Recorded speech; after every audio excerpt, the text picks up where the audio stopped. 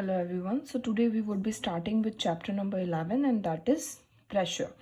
So under this chapter we would be discussing what is pressure, what is fluid pressure, what is atmospheric pressure, and application of pressure. Okay. So we all know that there are different impacts and different effects of force on a particular object. Okay. Suppose if there is a ball in our hand, okay, and if you press it with force, you see that the shape of the ball will change. Okay, but if you press the ball with more force, if you press the ball in your hand with more force, you'll see that the ball is compressed more. Okay, so this is the way the effect of force on an object depends on how much how much magnitude of force is applied to an object. Okay, how much magnitude of the force is applied, that will decide the effect of force on particular object. Okay, so let's come to the point that what is pressure actually.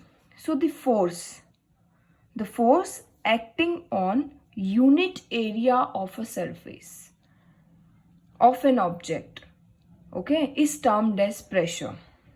Okay, so the force which is acting on the unit area of the surface of an object is termed as pressure. Okay, so you see the pressure on a surface, suppose this is particularly a surface, okay, and you see there are two situations, A and B, right? So you hit a hammer with A situation is the nail is blunt, okay, and the B situation is that the nail is sharp, okay, sharp end. So the pressure on a surface, so the pressure on this surface depends on the magnitude of force, how much magnitude of force is applied by a hammer acting perpendicular to the surface and the area of the surface. Okay, so in simple terms, force and area are actually related to pressure. Okay, now how? Pressure is defined as force per unit area. Okay, force per unit area is defined as pressure. You see, if you just hit a hammer on a blunt nail, you will require more force to be applied, and the pressure would be exerted on this surface would be less. But if you hit hammer on this tip of the nail which is sharp, okay, so you see the pressure would be more. Okay, so this is the way you see the SI unit of force is measured in Newton, area is measured in meter square. Okay, hence the SI unit of pressure is Newton per meter square, that is also known as Pascal. Okay, so 1 Pascal is equal to 1 Newton per square meter. Okay, so let's calculate, let's just see the situation. Okay, let's just see the problem here. Calculate the pressure. Okay, if the force is 600 Newton and the area on which this force is applied is 2 meters square. So similarly, we know that pressure is equals to force upon area. Okay, force per unit area. So here force is itna, area is 2 meters square. So we just put it into the formula and you see 300 Pascal is the pressure. Correct? So now we'll see the variation of pressure with area. We know that the formula is P is equals to F upon A. That is, area is inversely proportional to pressure. That means if area is increased, pressure would be decreased. Okay. If the surface area is more, the pressure would be less, and if the surface area is less, the pressure would be more. So you see, that is what written here, that the smaller the surface area, the greater is the pressure exerted. the larger is the surface area, the lesser is the pressure exerted. Okay, so they both are inversely proportional. Okay, if we consider the variation of pressure with the force, we know that the P is equals to F upon A. That is, pressure is defined as force per unit area. Okay, as long as surface area is unchanged. Okay, if the force is increased, pressure would be increased. Okay, so pressure is directly proportional to force. Okay, so that is what written here. If the surface area remains unchanged, an increase in force applied leads to an increase in the pressure and vice versa. Okay, suppose we'll just see another problem. You see here the pressure is force is 600. Okay, if I change this force into 800, okay, and area remains the same, okay, then you know pressure would be increased. So that is what the second problem we have just increased the force and area is same. So you see, if we put this into the formula, then you see here is the 400 Pascal is the pressure. So directly force is related to pressure. Okay, now comparatively we'll come to what is fluid pressure. So liquid and gases are collectively known as fluids. Okay, because unlike solid, both liquid and gases can flow. Okay, so fluid, they exert pressure on an object which is immersed in it and on walls of it. So that is termed as fluid pressure. Okay, suppose someone is blowing air in the balloon. Why does the balloon inflate?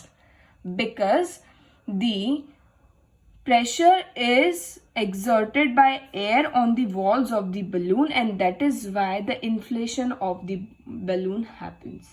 Okay, now let's come to the pressure in liquids. Okay, so the pressure exerted by liquid on an object immersed in it and the walls of the container is termed as liquid pressure. Okay, so suppose there is an object which is immersed in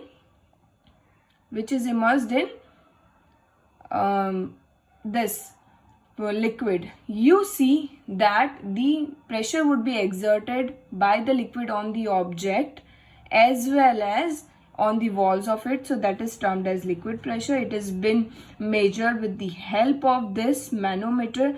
So this is simple manometer. It has this U tube.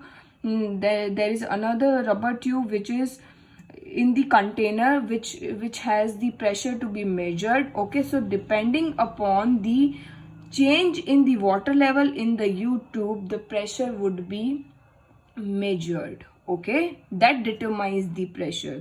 The change in the water level would define the pressure. So what are the properties of liquid pressure is that as the depth increases, the pressure, liquid pressure would be increased.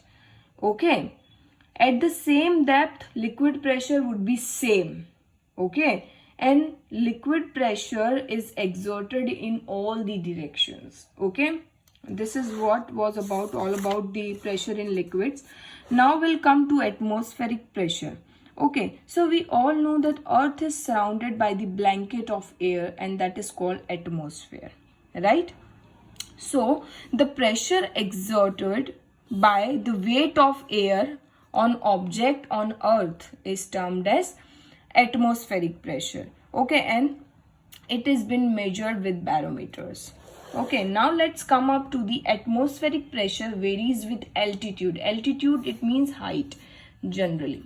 Altitude means height. Okay, we all know that while climbing, people, they take oxygen cylinders with them, because as the altitude increases, the oxygen level decreases, okay, above us. So with increase in altitude, the atmospheric pressure decreases because the blanket of air gets thinner as the altitude increases. Okay, so this means that the atmospheric pressure at the sea level is higher as the layer of air column above us is more. Okay, hence the pressure exerted by air is more at the lower altitude. That means when the altitude is increased, the pressure exerted by atmosphere would be decreased. Okay, so that is what it is all about. Then let's come to application of the pressure. Okay, suppose there is a knife, okay, which is blunt.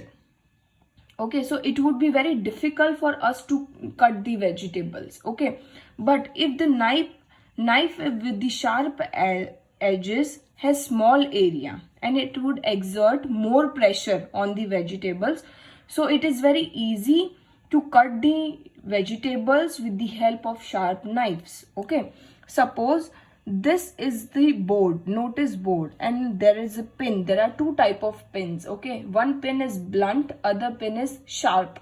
So it would be very, very easy for us to, you know, pin up board with the sharp pin, right?